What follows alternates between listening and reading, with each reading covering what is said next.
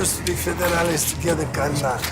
You remember? Selamat datang di Watch Mojo Indonesia. Dan hari ini kita akan membahas bagian-bagian paling menyeramkan dari para aktor yang kemudian terungkap sebagai penjahat di kehidupan nyata. I used to think I knew. Now I'm not so sure. James Franco sebagai Alien, Spring Breakers. My name's Alien. My real name's Al, but truth be told, I ain't from this planet, y'all. Karakter ini begitu berlebihan hingga terasa lucu, sampai kita memikirkan semua hal buruk yang dituduhkan kepada James Franco terhadap perlakuannya terhadap wanita di kehidupan nyata.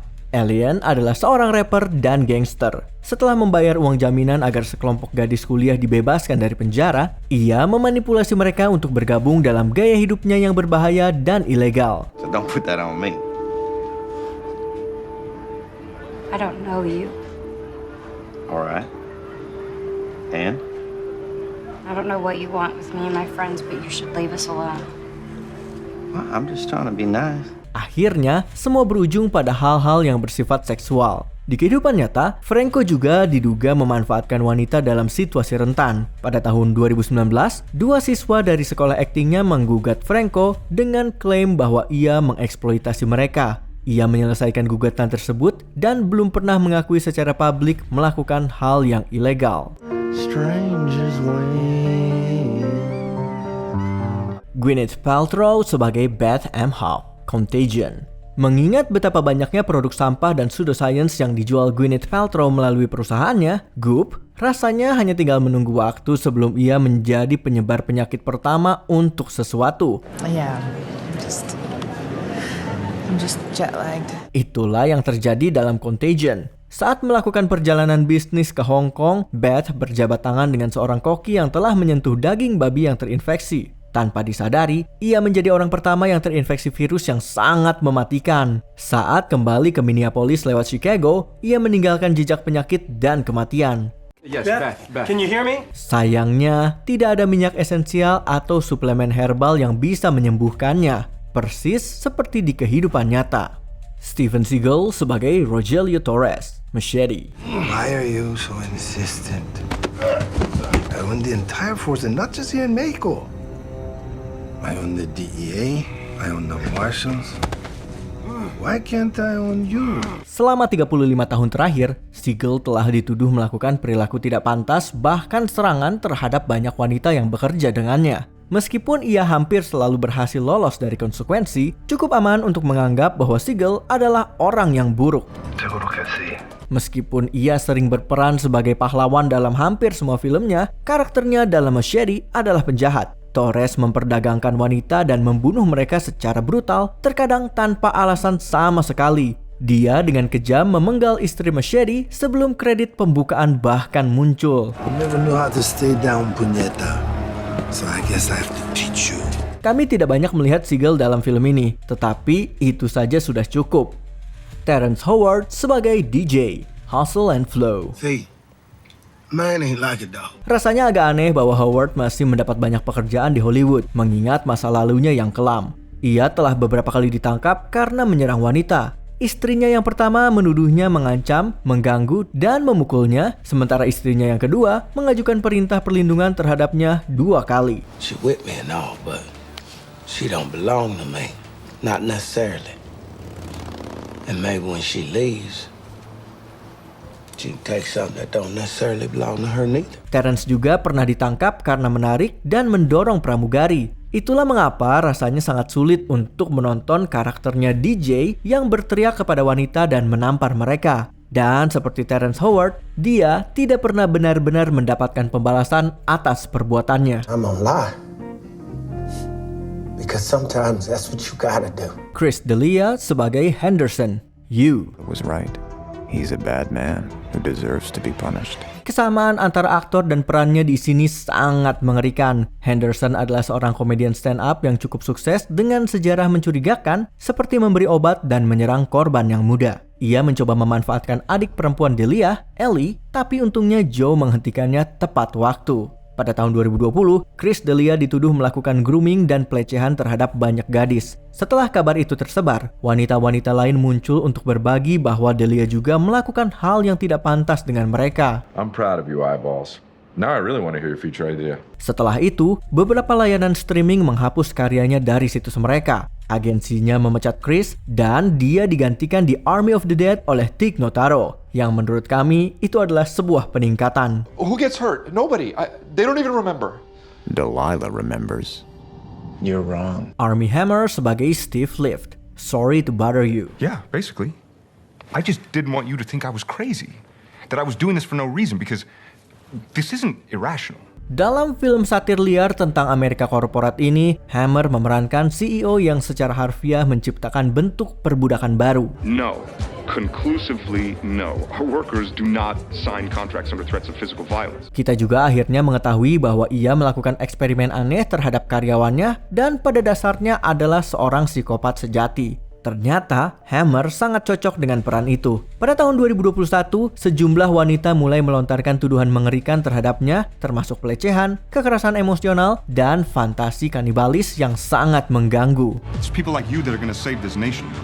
I mean, look, don't get me wrong, we still need the workers to do the work, per se. But we also need people like you, people that can be trusted. People that can analyze the challenge and adapt. Like a cunning raccoon. Detailnya sangat aneh dan dalam cara tertentu ini merusak film-film lain Hammer. Kini rasanya sangat sulit untuk menonton Oliver yang memesona merayu Timothée Chalamet dalam Call Me By Your Name setelah kita tahu tentang kecenderungan Hammer yang tampaknya mengganggu. I know myself, okay? And we've been good. We haven't done anything to be ashamed of, and that's a good thing. I want to be good. Kevin Spacey sebagai Lester Burnham, American Beauty. Mungkin kamu masih ingat ketika Anthony Rapp melaporkan tuduhan perilaku tak pantas terhadap Spacey pada tahun 2017. Namun, mungkin kamu belum tahu bahwa tidak lama setelah itu, 15 orang lainnya juga mengajukan tuduhan serupa terhadapnya. Don't interrupt me, honey. Mereka semua mengklaim bahwa Spacey telah bertindak tidak pantas terhadap mereka ketika mereka masih muda. Dalam langkah yang sangat aneh, Spacey mengunggah video yang membantah semuanya dengan berperan sebagai karakter Frank Underwood dari House of Cards. With my honesty, but mostly I challenged you and made you think. And you trusted me, even though you knew you shouldn't. Namun, yang membuat kami merasa sangat tidak nyaman adalah saat melihat dia memerankan Lester Burnham. Di tengah krisis parubaya, Lester menjadi terobsesi dengan sahabat putrinya. Hal itu sudah mengerikan pada tahun 1999, dan kini rasanya 10 kali lebih menakutkan. Belum lagi perannya sebagai pembunuh berantai teliti John Doe dalam Seven. When this is done, when it's finished, it's going to be... People will barely be able to comprehend, but they won't be able to deny. Ezra Miller sebagai Kevin Kachadorian. We need to talk about Kevin. Tahun 2022 adalah tahun yang penuh gejolak bagi Ezra Miller. Mereka terlibat dalam begitu banyak skandal dan dituduh melakukan berbagai kejahatan dan kekerasan. Kami bahkan tidak punya waktu untuk mencatat semuanya. We Need to Talk About Kevin adalah drama gelap yang menceritakan tentang seorang anak laki-laki bermasalah yang memanipulasi orang tuanya dan melakukan serangkaian tindakan kekejaman serta kekerasan yang semakin mengejutkan. Performa Miller sebagai Kevin sangat mengerikan. Karakternya tampak dingin dan tidak terhubung tanpa rasa penyesalan atas perbuatannya. Miller yang sebenarnya telah mengakui bahwa mereka memiliki masalah kesehatan mental. Dan kami tidak bisa berpikir apakah mereka menggali sesuatu yang sangat dalam diri Miller dalam peran ini. You don't look happy.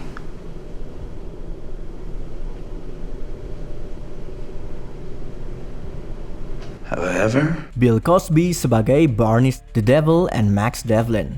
Kamu pasti sudah tahu semua yang perlu diketahui tentang Cosby. Namun kami yakin kamu belum pernah mendengar tentang komedi Disney pra The Cosby Show ini, di mana ia memerankan seorang tangan kanan setan. Fair.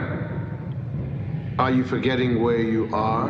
dia meyakinkan orang untuk menjual jiwa mereka, bahkan berusaha menipu anak-anak agar menandatangani perjanjian jiwa mereka. Just thought I'd remind you that a magic property lasts only as long as you and the subject are within sight of each other. Itu hanya sedikit lebih buruk daripada apa yang dituduhkan kepada Cosby dalam kehidupan nyata. Campuran antara tema gelap dan komedi ramah anak yang konyol ini terasa sangat bertentangan. What we're looking for is fresh, unsullied innocence. Penampilan Cosby memiliki kualitas yang mengancam, tetapi bukan dengan cara yang dimaksudkan. Film ini akan membuat kamu merasa canggung sepanjang durasi 96 menitnya. Mind if I join you? What are you doing here? Sebelum kita lanjut, jangan lupa subscribe dan tekan tombol bel untuk mendapatkan notifikasi tentang video terbaru kami. Kamu bisa memilih untuk mendapatkan notifikasi secara berkala atau setiap kali kami mengupload video. Kalau kamu menggunakan handphone, pastikan untuk menyalakan notifikasi pada bagian pengaturan. Woody Allen sebagai Isaac Davis, Manhattan. Sudah banyak rumor dan tuduhan yang beredar mengenai Woody Allen selama bertahun-tahun. To him, New York meant beautiful women. Yang paling terkenal, mantan pasangannya, Mia Farrow, menuduhnya telah melakukan pelecehan terhadap anak angkat mereka. Meskipun Allen tidak pernah dihukum atas kejahatan tersebut, seorang hakim menggambarkan perilakunya sebagai, dalam tanda kutip, sangat tidak pantas. Allen kemudian menjalin hubungan dengan anak angkat Farrow, Sunyi Previn, dari pernikahannya yang sebelumnya. He was always a sucker for those kind of women, the kind that would involve him in discussions of existential reality, They probably sit around on the floor with wine and cheese and mispronounce allegorical and didacticism. Mereka mulai berkencan ketika Allen berusia 56 tahun dan Sunyi baru berusia 21 tahun, dan mereka masih bersama hingga sekarang. Dalam Manhattan, Allen berperan sebagai seorang penulis berusia 42 tahun yang berkencan dengan seorang siswa SMA. Jika itu belum cukup mengganggu, film ini justru menggambarkan hubungan tersebut sebagai sesuatu yang baik, bahkan menyeratkan bahwa mereka memang ditakdirkan bersama. I mean it. I know it looks real bad now, but are you seeing anybody? Are you going with anybody? No. So, well, you still love me, or is that one off, or what? Bagian mana yang paling membuat kamu merasa tidak nyaman? Beritahu kami di kolom komentar. Unfortunately, her soul does not belong to me. Apakah kamu menikmati video ini? Cek juga video lain dari Watch Mojo Indonesia. Pastikan kamu sudah subscribe dan tekan tombol bel untuk mendapatkan notifikasi tentang video terbaru kami.